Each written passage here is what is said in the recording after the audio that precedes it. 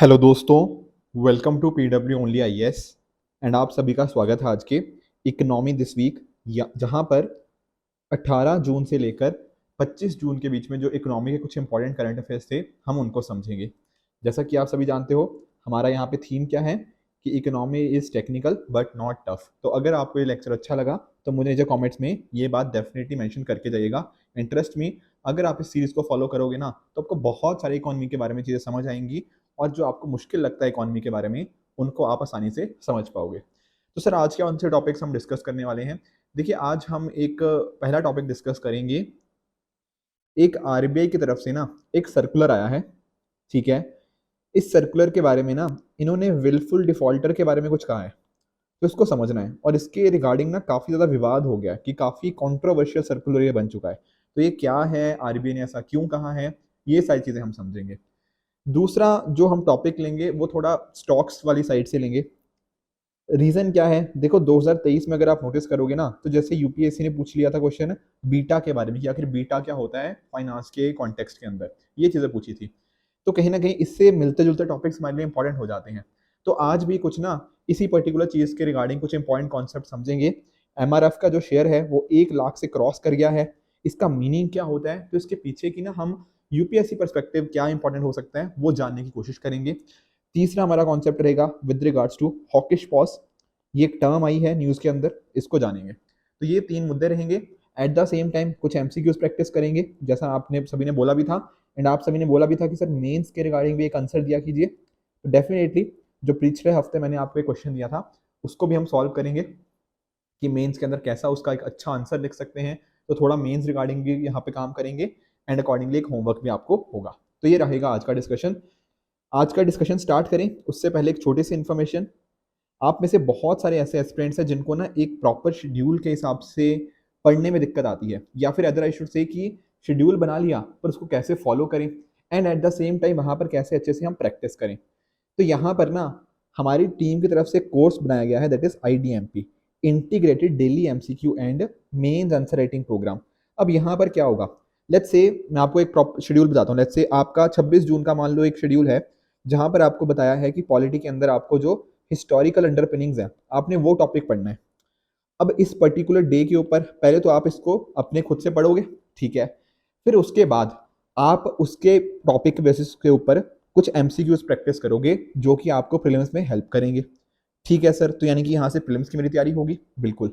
And at the same time उसी particular topic के ऊपर आपको एक मेंस का क्वेश्चन भी दिया जाएगा जिसको आप लिखोगे।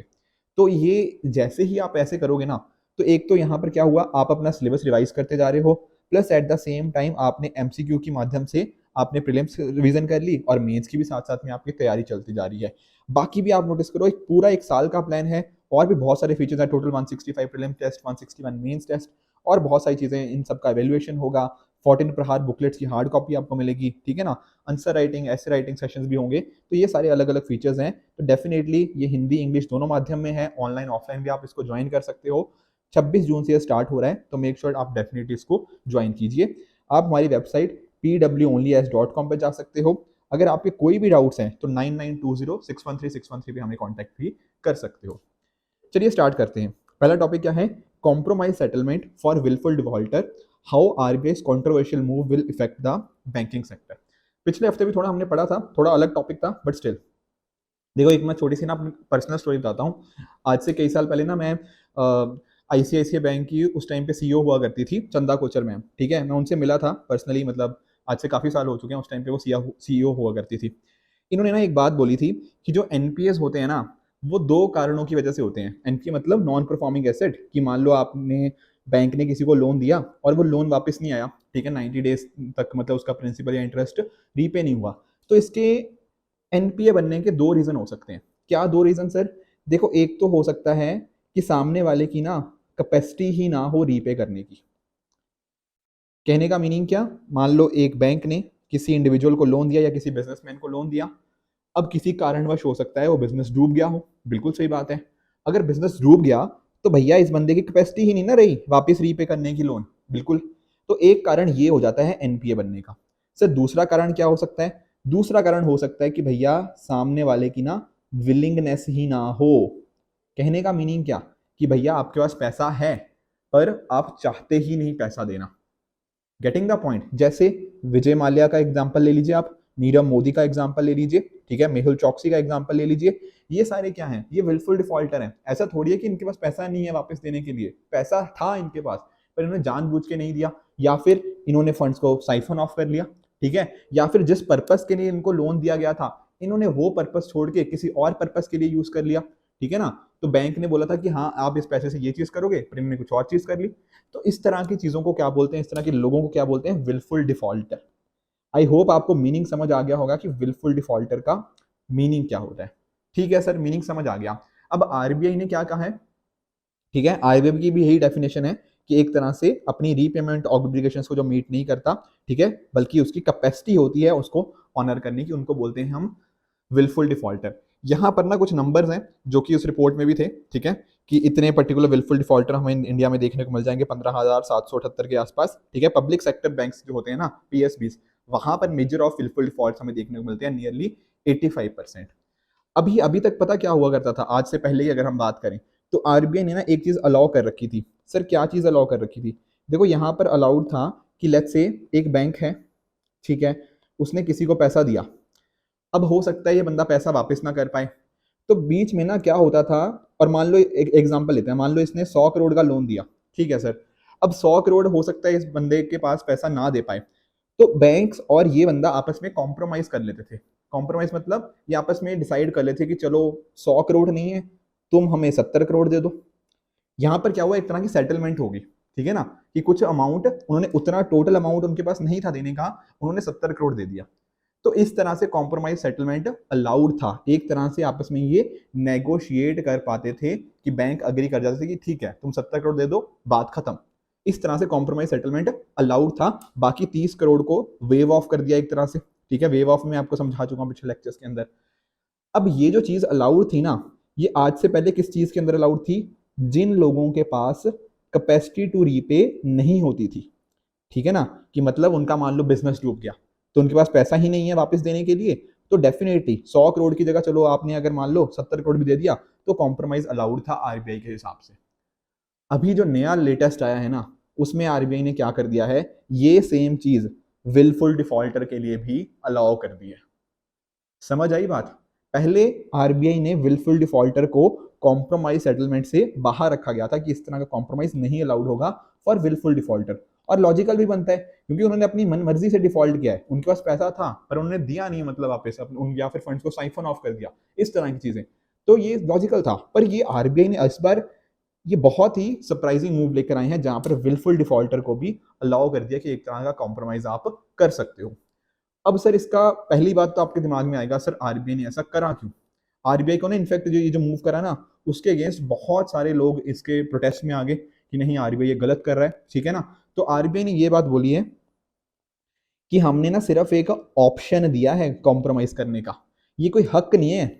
ऐसा नहीं है कि विलफुल डिफॉल्टर अब जाके बोलेगा कि चलो कॉम्प्रोमाइज कर लो, अब आरबीआई ने बोल दिया है, नहीं, ये बैंक के पास एक तरह का ऑप्शन आ चुका है कि विलफुल डिफॉल्टर के केस में एक तरह से वो कॉम्प्रोमाइज सेटल कर सकते हैं।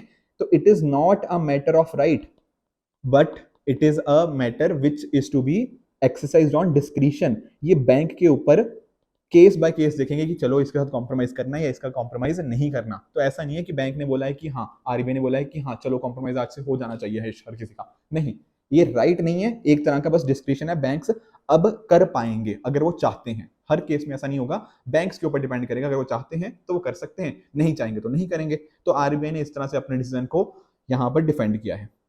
पर सर इसके कुछ नेगेटिव इंपैक्ट्स भी तो होंगे, the answer is yes. Negative impact इस तरह से है कि पहली बात आप नोटिस करो, बैंक ने कितना दिया था इनको, भाई साहब को 100 करोड़, और भाई साहब क्या निकले, विलफुल डिफॉल्टर, दे दिया वापस मान लो 40 करोड़ दे दिया बैंक को।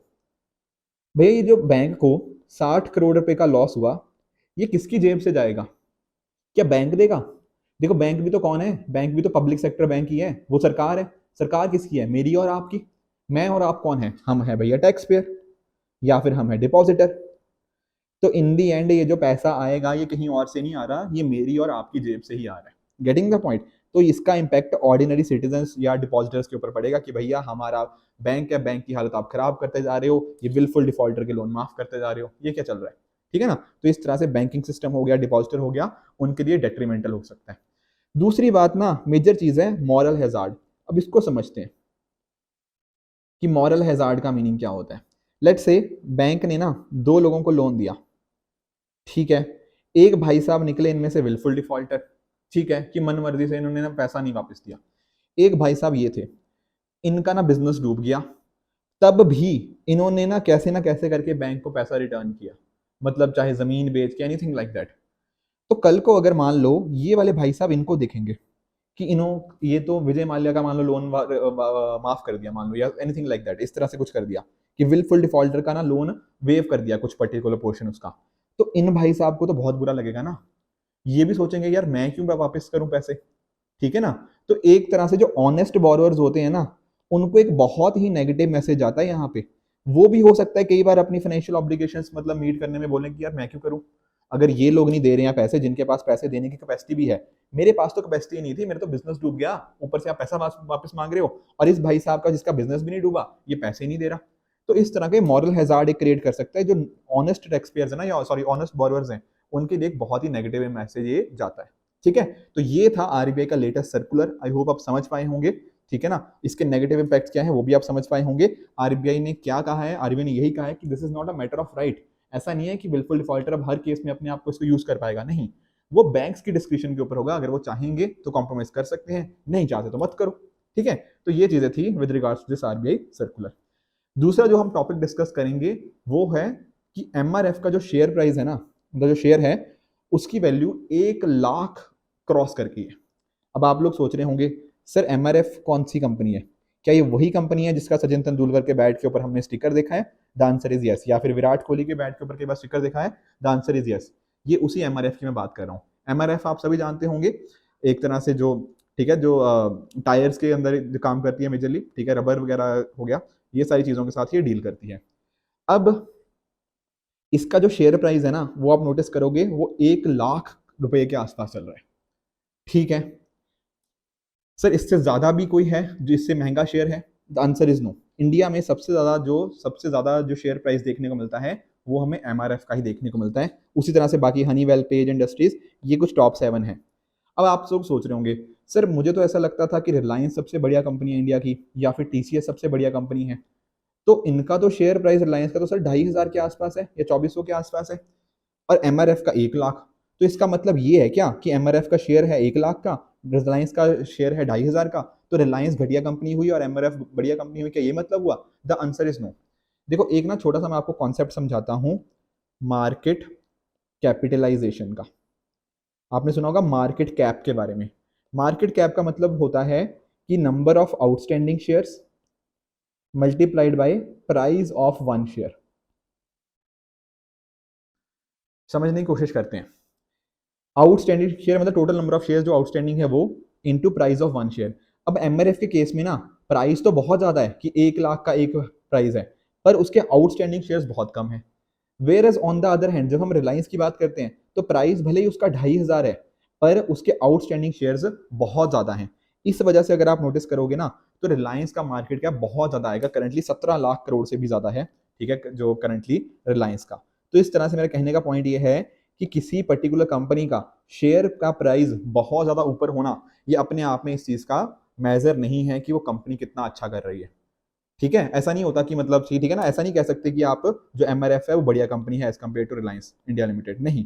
रिलायंस इंडिया लिमिटेड का मार्केट कैप बहुत बहुत बहुत ज्यादा है क्योंकि उसके नंबर ऑफ आउटस्टैंडिंग शेयर ज्यादा है, और आई होप आप इस फॉर्मूला के थ्रू भी इस चीज को समझ गए होंगे, ठीक है सर। पर फिर भी सर मुझे ये समझ नहीं आया कि इसका इतना दाम कैसे हो गया, 1 लाख रुपए का शेयर कैसे हो गया, और जबकि रिलायंस सिर्फ 2500 पे ही कैसे अटका हुआ है। देखो एक्चुअल में क्या होता है ना, रिलायंस का भी ना शेयर बढ़ता रहता है, बढ़ता रहता है, बढ़ता रहता है। लेट से कल को ये 5,000 हो जाए, अब कल को अगर मान लो ये 5,000 का शेयर हो गया तो शायद मैं इसको खरीद नहीं पाऊंगा, क्योंकि देखो मेरे पास इतने शायद पैसे ना हो, ठीक है ना। तो रिलायंस पता क्या करेगा, रिलायंस इसको स्प्लिट कर देगा, इसको बोलते हैं क्या, स्टॉक स्प्लिट, या फिर कई बार बोनस इशू कर देगा। उससे क्या होगा, ये एक शेयर 500,000 का था ना, उसकी जगह वो क्या बोलेगा कि ये लो 5 शेयर 1,000 रुपए के। अब देखो वर्थ तो उतनी ही रही ना, या आपके पास एक शेयर हो 5,000 का, या आपके पास 5 शेयर है 1,000 के। तो उसने क्या कर दिया, एक स्टॉक को ना 5 में स्प्लिट कर दिया, 2 में स्प्लिट कर दिया, या 3 में स्प्लिट कर दिया, इस तरह से उसको स्प्लिट कर दिया। उसके बेस पे क्या हुआ, मार्केट में ना अब मेरे लिए शेयर खरीदना आसान हो गया है। ठीक है, तो रिलायंस का जब भी इसे ना, मान लो आज शेयर प्राइस 2,500 है, कल को 4,000 5,000 की तरफ जाता है, तो रिलायंस क्या करेगा, उसको स्टॉक स्प्लिट कर देगा। उसकी वजह से क्या होता है, मेरे और आपके जैसे जो रिटेल इन्वेस्टर्स हैं, जो कम शेयर भी मान लो खरीदना चाहते हैं, वो उनको आसानी से खरीद पाएंगे। अब अगर मुझे एमआरएफ का एक शेयर खरीदना हो, मेरे लिए पॉसिबल ही नहीं है यार वो शेयर खरीदना, क्योंकि प्राइस ही उसका 1 लाख है, तो मैं नहीं उसको खरीद पाऊंगा। ठीक है ना, तो एमआरएफ ने ना दरअसल में क्या किया है, पिछले 50 साल में कभी भी अपने स्टॉक को स्प्लिट नहीं किया, तो उसका शेयर प्राइस बढ़ता गया बढ़ता गया बढ़ता गया बढ़ता गया, उसने कभी उसको डिवाइड करने की कोशिश ही नहीं करी। रिलायंस ने तो बहुत बहुत बहुत बार इस तरह से अपने स्टॉक को स्प्लिट कर दिया हुआ है। ठीक है, तो ये वर्ड होता है स्टॉक स्प्लिट। आई होप आप समझ पाए होंगे कि क्यों रिलायंस इंडिया लिमिटेड की जो मार्केट कैप है वो बहुत ज्यादा है, ऑन द अदर हैंड जो एमआरएफ है उसकी जो मार्केट कैप है कम है, डिस्पाइट कि उसका शेयर प्राइस काफी अच्छा खासा है। Getting the point. एक क्वेश्चन और आएगा, सर एमआरएफ क्यों नहीं कर रहा अपने स्टॉक को स्प्लिट? देखो दरअसल में ना जो एमआरएफ कंपनी है वो, उनमें आम लोग कम इन्वेस्टेड हैं, ठीक है ना, और जो बड़े बड़े लोग होते हैं जिनको हम इंस्टीट्यूशनल इन्वेस्टर्स बोलते हैं ना, ये लोग इसमें ज्यादा इन्वेस्ट करते हैं। इस वजह से ये चाहते हैं कि उनका शेयर हमारे पास ही रहे, तो वो लोग स्टॉक स्प्लिट को करना नहीं चाहते। ठीक है ना, on the other hand Reliance में लोगों ने भी अच्छा खासा पैसा डाल रखा है। ठीक है, एमआरएफ के केस में ऐसा नहीं है, ये इंस्टीट्यूशनल इन्वेस्टर्स के पास ही है, तो वो लोग चाहते हैं कि नहीं स्टॉक स्प्लिट नहीं होना चाहिए, तो अकॉर्डिंगली एमआरएफ नहीं कर रहा। तो आई होप आपको ये थोड़ा सा कॉन्सेप्ट समझ आया होगा, स्टॉक स्प्लिट क्या होता है।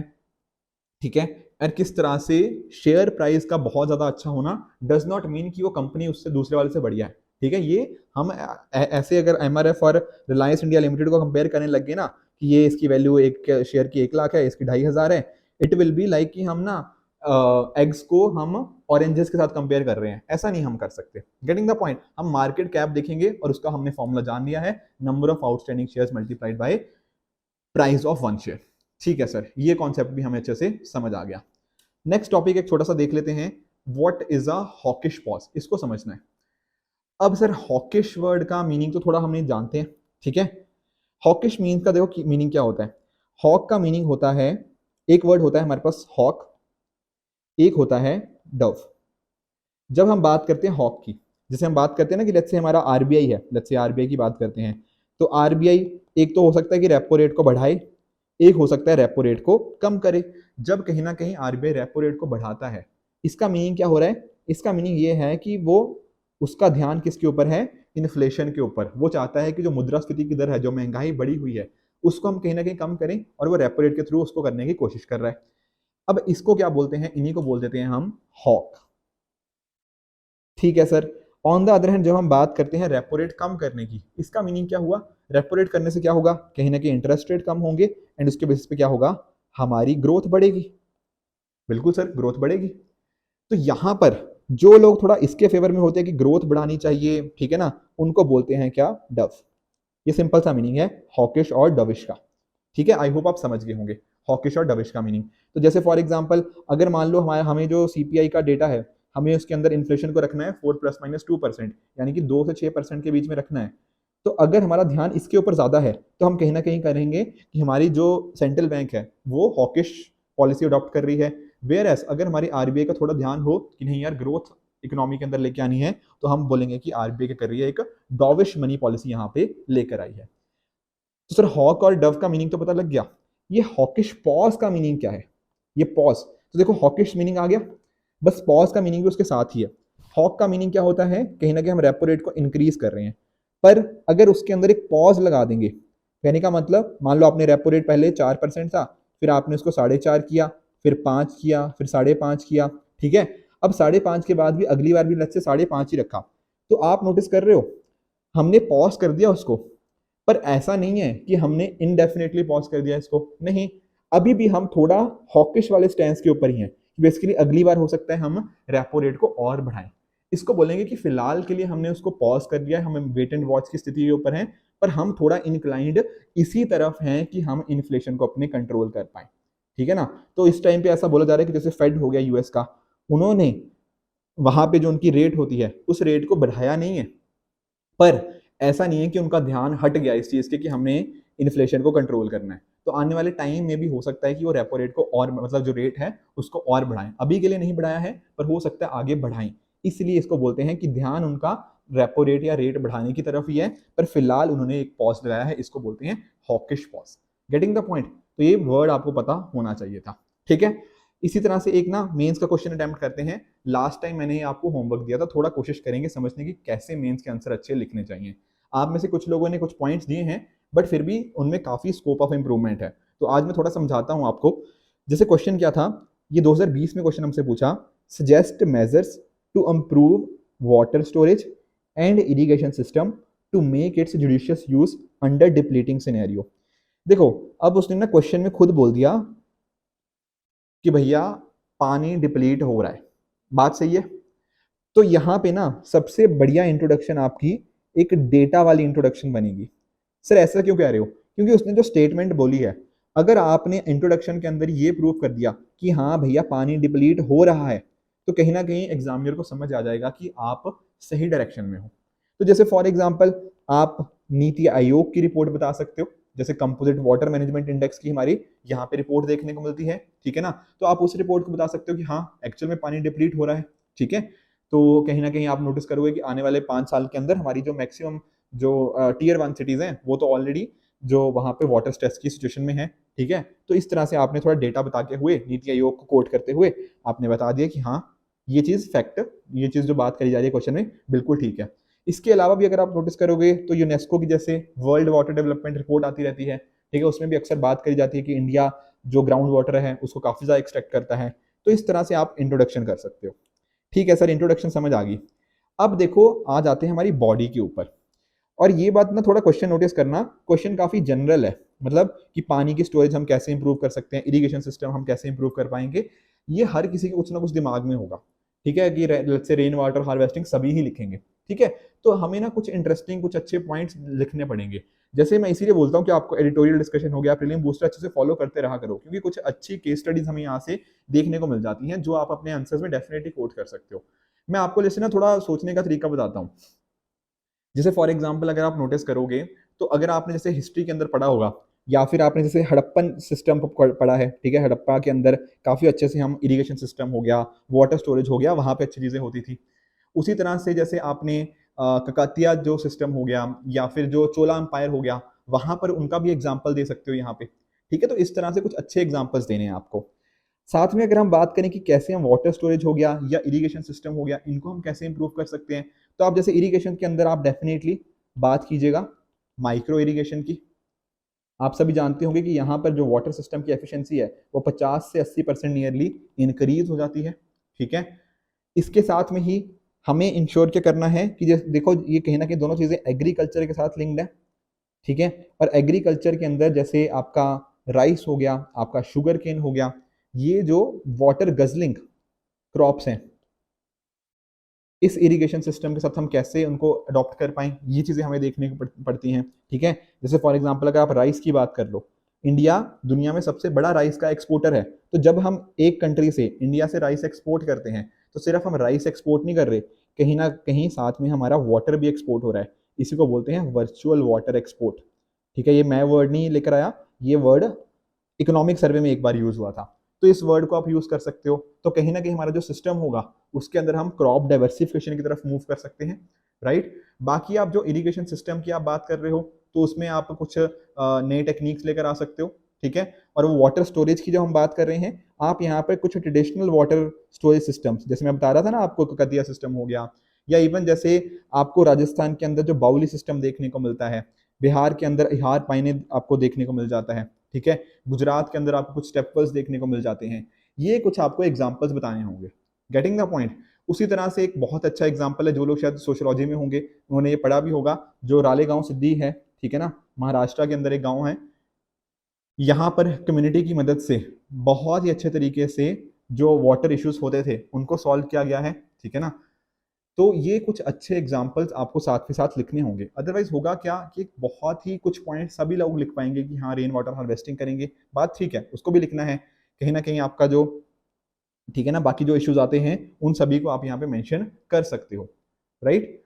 इनफैक्ट अगर आप थोड़ा और भी कुछ इनोवेटिव आइडियाज भी लेकर आना चाहोगे तो वो भी काफी वेलकम होंगे। इवन जैसे एक हम कॉन्सेप्ट पढ़ते हैं एग्रीकल्चर के अंदर, लेट्स से प्रिसीजन एग्रीकल्चर का, वहां पर भी हम इंश्योर कर सकते हैं कि इरिगेशन सिस्टम कैसे अच्छे से होता है, हम टेक्नोलॉजी का अच्छे से मदद लेकर ले सकते हैं। तो ये सारे अलग अलग तरीके हो सकते हैं जिनके थ्रू हम वाटर स्टोरेज को इम्प्रूव कर सकते हैं। ये सारी चीज़ें ना, ये बाउलीज वगैरह, ये आपके वाटर स्टोरेज के बहुत अच्छे माध्यम है। उसी तरह से आपको इरिगेशन सिस्टम, तो ये दो पार्ट्स आपको बताने हैं कि डिप्लीटिंग सिनेरियो के अंदर आप इनको कैसे कर सकते हैं। लास्टली जब आप इस आंसर को कंक्लूड करोगे तो वहां पर कुछ आप गवर्नमेंट स्कीम्स का मेंशन कर सकते हो। लेट्स से आप कि जैसे हमारे प्रधानमंत्री जी बोलते हैं ना कि एक जन आंदोलन हमें यहाँ पे बनाना पड़ेगा इस चीज़ को, ठीक है। जो हम बात करते हैं हर घर नल से जल की हम बात करते हैं, ठीक है। जल शक्ति मिनिस्ट्री के अलग अलग हमारे पास यहाँ पे प्रोग्राम्स देखने को मिलते हैं, ठीक है ना। प्रधानमंत्री कृषि सिंचाई योजना हमें यहाँ पे देखने को मिल जाती है। तो इन सभी का आप जिक्र कर सकते हो कि गवर्नमेंट ने ये सब स्टेप्स किए हैं, और बाकी जो हम स्टेप्स यहाँ पे जिक्र कर रहे हैं इनको इंश्योर करेंगे तो ऐसे टाइम्स के अंदर हम इंश्योर कर पाएंगे कि पानी का अच्छे से जुडिशियस यूज हो, ठीक है। तो जब भी GS3 का आपने आंसर लिखना है, कोशिश करनी है कि उनके साथ आप डेटा को सब्सटेंशिएट कीजिए एंड कुछ अच्छे एग्जांपल्स, ठीक है। अदरवाइज बहुत ही वेग आंसर लगेगा अगर आप बहुत ही जनरल आंसर लिखोगे। होता क्या है, GS3 के अंदर लोग अच्छे मतलब आंसर्स लिख देते हैं, बट अगर आप नोटिस करो पिछले कई सालों के अंदर GS3 के अंदर उतने अच्छे मार्क्स नहीं आ रहे स्टूडेंट्स के। रीजन बीइंग कि जब जनरल आंसर्स लिखोगे तो शायद आपको आंसर्स के मार्क्स भी कहीं ना कहीं एवरेज या बिलो एवरेज ही देखने को मिलेंगे। तो इसलिए जरूरत है अच्छे डेटा को यूज करने की और अच्छे एग्जाम्पल्स की। इसीलिए आपको कोशिश कीजिएगा कि जैसे एडिटोरियल डिस्कशन हो गया, ठीक है, उसमें कुछ अच्छे एग्जाम्पल्स आते रहते हैं। कई बार प्रीलिम बूस्टर के अंदर मैं भी कुछ अच्छे एग्जाम्पल्स आपके साथ डिस्कस करता रहता हूँ, तो ये सारी चीजें आप ट्राई कर सकते हो, राइट है, ठीक है। उसी तरह से MCQs के अंदर मैंने आपको पिछले वीक ये दिया था 2018 का क्वेश्चन कि increase in absolute and per capita gross national product does not connote economic higher development if. आप नोटिस करो, एक होती है हमारे पास ग्रोथ, एक होती है हमारे पास डेवलपमेंट। जैसे फॉर एग्जांपल अगर मैं बात करता हूँ कि हमारी GDP 7% 8% से बढ़ रही है, ये एक तरह की ग्रोथ है। पर क्या कहीं ना कहीं इस ग्रोथ की वजह से एक आम इंसान की जिंदगी में बदलाव आया? अगर तो आंसर हाँ है तब हम बोलेंगे कि हाँ वहां पर डेवलपमेंट भी है। अगर नहीं है तो कहीं ना कहीं डेवलपमेंट में इश्यूज है। Getting the point. The thing is कि आप ग्रोथ को एक तरह से ना हम क्वांटिटेटिव एस्पेक्ट देखते हैं कि हाँ क्वांटिटी की टर्म्स में हम यहाँ पे मेजर करने की कोशिश करते हैं। डेवलपमेंट के अंदर ग्रोथ भी इंक्लूडेड है, क्वांटिटेटिव एस्पेक्ट तो है ही है, बिना GDP ग्रोथ के हम नहीं कर पाएंगे, पर उसके साथ साथ क्वालिटेटिव यहाँ पे एस्पेक्ट्स भी हमें देखने को मिलते हैं। आपने जैसे ना ह्यूमन डेवलपमेंट इंडेक्स का बारे में जानते होंगे कि अच्छी एजुकेशन मिली या नहीं मिली, कहीं ना कहीं अच्छी हेल्थ मिली या नहीं मिली, अच्छे स्किल्स हो गया, अच्छा आपका एम्प्लॉयमेंट मिला या नहीं मिला। ये सारी चीजें कहीं ना कहीं हमें डेवलपमेंट के अंदर देखने को मिलती हैं। ग्रोथ तो सिंपली ऐसी भी हो सकती है कि इंडिया में लेट्स से 500 लोग हैं, उन 500 लोगों की इनकम बहुत बढ़ती जा रही है, इंडिया आगे बढ़ रहा है, पर क्या एक्चुअल भारतीय इंडिया में आगे बढ़ रहा है या नहीं बढ़ रहा? ये भी तो क्वेश्चन मार्क उठना चाहिए, नहीं उठना चाहिए? बिल्कुल। तो अगर लेट्स से आपकी real GNP per capita real GNP बढ़ भी रही है, ठीक है, पर क्या उससे इकोनॉमिक डेवलपमेंट तब तक नहीं हम बोलेंगे अगर मान लो वहां पर हमें पॉवर्टी और अनएम्प्लॉयमेंट हुआ बढ़ता हुआ हमें देखने को मिले। Getting the point. तो इसलिए इसका सही आंसर क्या बनेगा? Option number C is correct. उसी तरह से अगर हम बात करें, ये जो पिछले हफ्ते मैंने आपको और क्वेश्चन दिया था, यहाँ बात करी थी कि कौन सा ऐसा क्वालिटेटिव टूल है। अब मैंने आपको बहुत बार बताया कि RBI के पास एक क्वांटिटेटिव टूल्स होते हैं, एक होते हैं क्वालिटेटिव टूल्स। क्वांटिटेटिव के अंदर जैसे आपका रेपो रेट हो गया, आपका CRR SLR हो गया, ये सारे आपको क्वांटिटेटिव टूल्स देखने को मिलते हैं।